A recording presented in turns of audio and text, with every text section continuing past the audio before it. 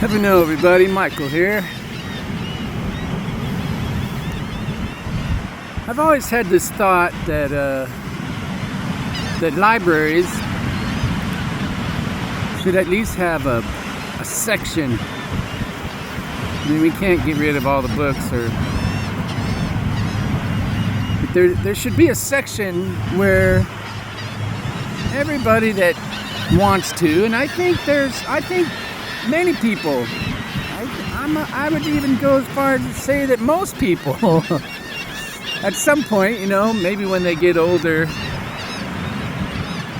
they want to talk about their life. They want to write a book about their experiences and what they saw and what they heard and experienced and what they learned. They want to. I think a lot of people they want to share that, and that libraries should have a spot, a section for sharing life experiences and lessons learned and passing them on to the next generations to stumble across and maybe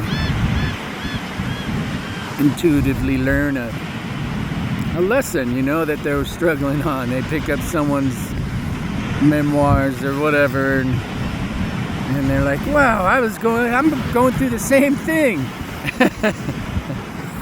Well, here it is. Golly, it's these videos. Everybody can make videos and put them online, and it seems like a lot of people are. I know a lot of people do it to try to get views or whatever, and maybe make some money and all that. But I think the real value is, sharing what you've learned, or sharing your life a little bit to everybody out there. I had that thought when I was getting ready to do a video today, that this is the library. This is the section in the library that everybody gets to talk about their life and what they've learned and what they've experienced, if they want to.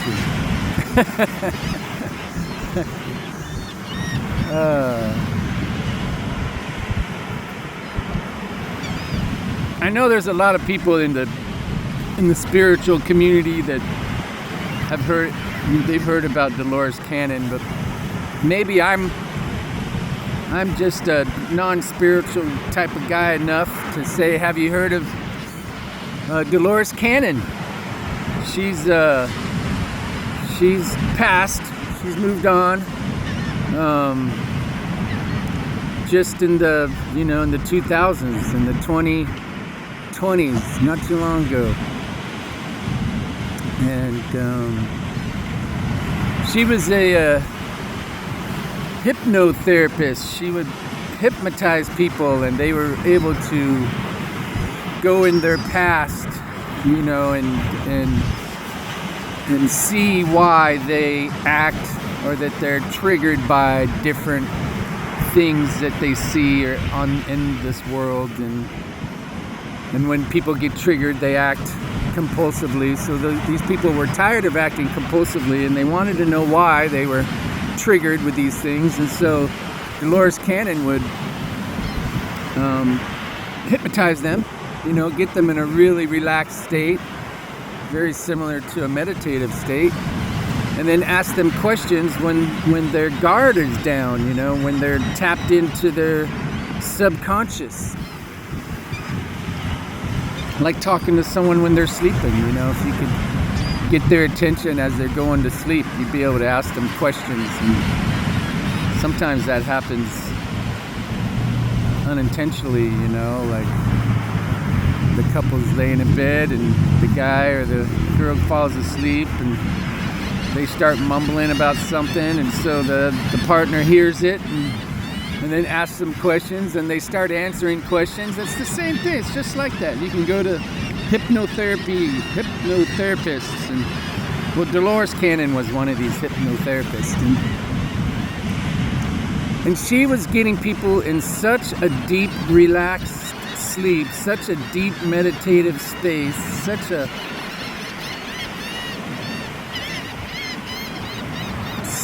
deep state that they started talking about past lives even before this one, you know. And then some of them, and then she wrote a book about this part of it. Some of them started talking about this thing called the New Earth. This is where I get my New Earth leadership.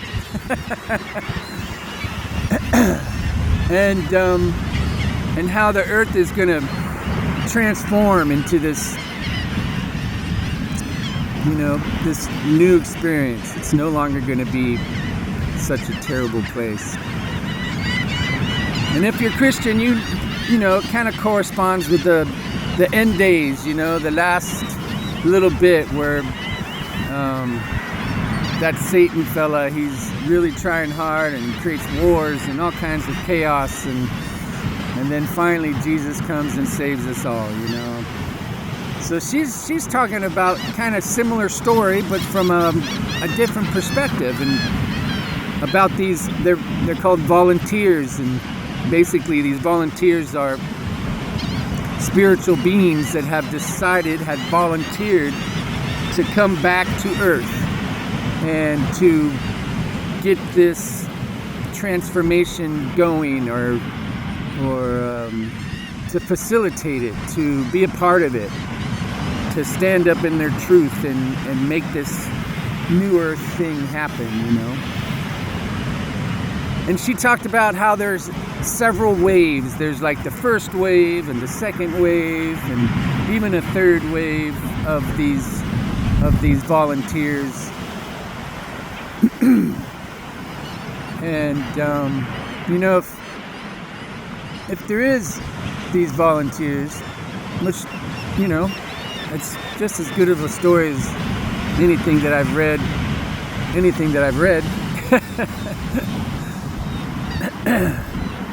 And there's a lot of us out there. It's all those people that are kind of appalled about what's going on right now, you know, but they're not quite sure what they can do about it,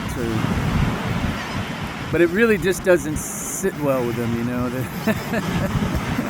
There's people that have taken one side or taken the other side, and then there's a whole bunch of us that don't want to take any side, and we're just like, dang, that's crazy.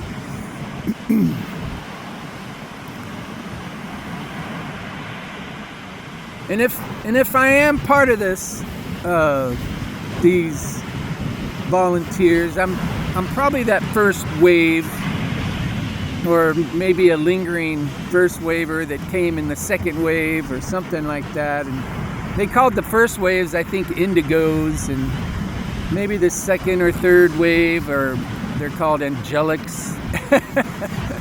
I am not an angelic. But an indigo, yeah, I could go with that. I could run with that. You know, an indigo has full attachment to their anger and to their, you know, not going to let that pass, or, you know, not going to let that slide. I'll forgive you, but I'm not going to forget, kind of thing, you know, and not quite there with the everything's good, and just, you know, stay in this good spot. There's still a lot of things that make me angry and trigger me, you know, and I'm just like, why is it like this? Why are people acting like that? How could someone do that to someone else? It's just... And when I was younger, man, I was really triggered all the time about it. Really just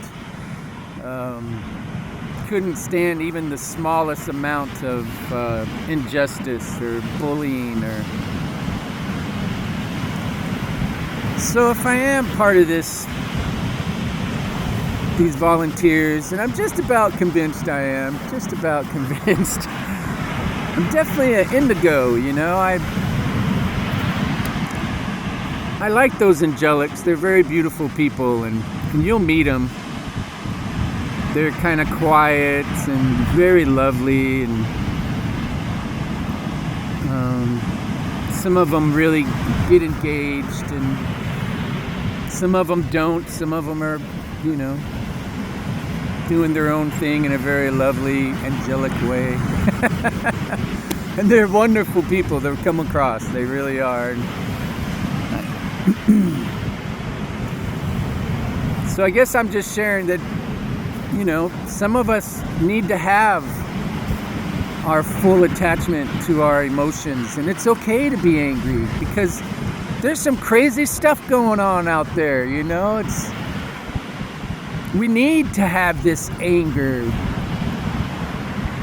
There were whole tribes of angelics back in the long time ago, you know, maybe right when the Dark Ages were starting, and these Dark Age people came with their war, and man, when they came across a tribe of angelics, those angelics did not even have a chance, you know what I mean? They got wiped out.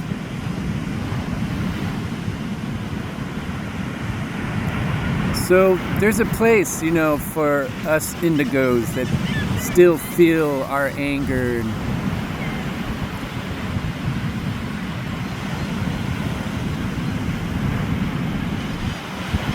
And that came from Delores Canon. You guys should look that up, Delores Canon. She's a very interesting lady. I really enjoyed the story of her clients that talked about the waves of volunteers that are coming to the planet, or that are here. We're here. We're here already.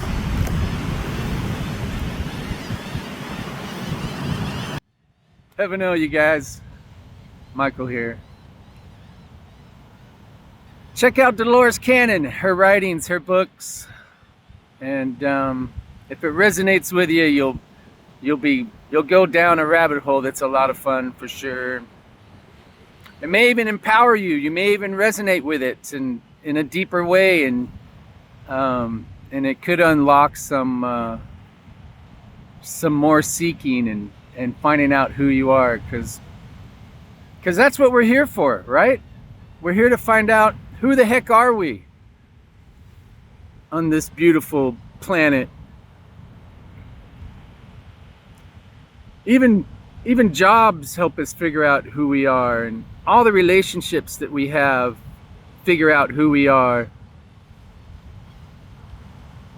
because it all gets mirrored back to us somehow. That's a really interesting thought, how things get mirrored back, how who you are and at that moment gets mirrored back to you through relationships, and through all the type of relationships that you can have, with relationships with people, and relationships with your parents, and with your jobs, and with your pets, and relationship with the traffic. You know, all these relationships mirror back to you who you are, and that's what we're here doing. We're trying to figure out who the heck we are in this crazy world.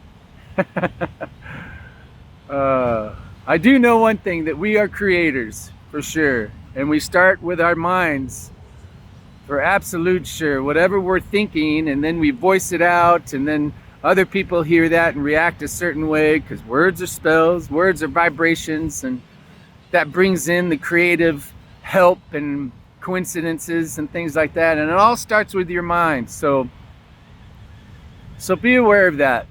Be aware of what you put into your mind, and because that's where you're going to be creating from. You even manage your nervous system with how you perceive things to be, you know. One person, a loud dog is perceived to be very scary, and another person can perceive it to be just, you know, a dog that needs to be loved on, and we call those dog whisperers, right? They can just walk up to a barking dog and calm them down. Well, that's all from perception. It's all from your thoughts. So know that you're creators, and create a fantastic day today. New Earth Leadership. Love you guys.